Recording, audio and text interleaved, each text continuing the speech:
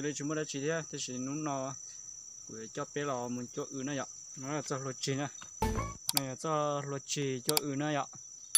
của cho bé lò cho thì sẽ này mà dùng đi trả theo này ạ có chúa gì có cho vô chỉ nó ạ nói cần chỉ có cho một sọ được bà rõ sáng này chỉ có chúa gì có cho em phải sẵn chỉ có cho số qua chỉ nên mua nhớ gì tua mà chỉ nên mà nó ạ chỉ của cho bé mà muốn sai thì chúa đi trả theo thầu mà là nên dùng đi trả nè như dùng này cho bây giờ này ạ chúa cái tàu nó chúa cái tàu cho mua chỉ dùng nó nè chỉ dùng nó nè chỉ cho em phải sẵn còn cho anh chúa nó này ạ cho nó chỉ ít thứ có qua sao tao nó tốt nè có qua sao tao nó tốt chỉ cho nó chỉ và nhập vốn là nó này ạ nhập vốn là nó chỉ cho em biết sản là nó tốt nè để nó bé nó chỉ nó bóp bé này ạ và mình đi xa mẹ hạ gì mẹ đó nè nó bóp bé nè chỉ yêu kìa giờ thì mà nó cũng cho bé sáng này giờ chúng bây giờ nè chúng bây giờ mà ôi mà là sao ôi mà kia nó đó chúng bây giờ nè chú tôi dùng tiền nè nè mà chú kia nè chú chi nè chú lô chi nó nè vậy mà dùng kéo mà kia nè có con nào chị chú kia nó chết to kia nè vậy dùng cái kéo chúng bây giờ nè chú chú chi chú nó mà dùng cái nè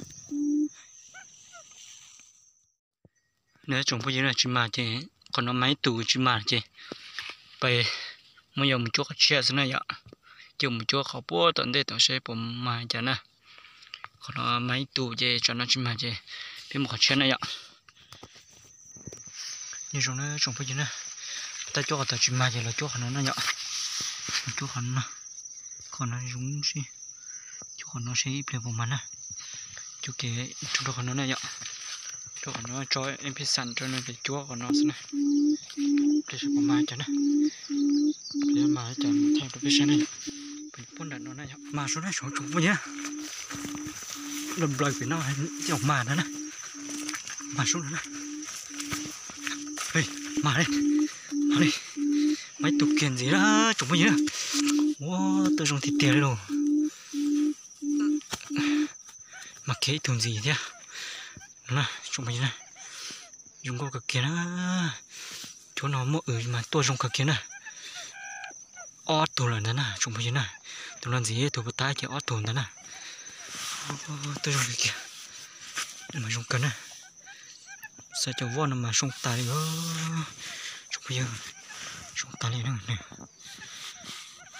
chả cái phố để nó cho bắt tao nó tay này nè cho nó mà dùng cái kia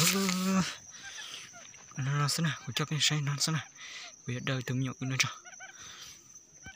chỉ tao té chỉ cho cái say nó đời cái tôi nó nè rồi chứ thì chúng tôi ấy chỉ tiêu tỏ tụi nó chỉ tụi nó cho mình gì tụi đá chỉ ót tụi chỉ dù lên nó sẽ này ạ tiêu chúng tôi ấy chỉ một lấy số nhung ấy chỉ chú lên nó thì kìm tôi cho đốn nè chúng biết nè ót tụi kia nè tôi thầu bê mông đó này ạ cho thằng bê mông này tôi cho mà ở thuộc kia này cho họ chỉ cho làm bê uo thế này ạ cho nó chỉ nó này ạ ô bắt tay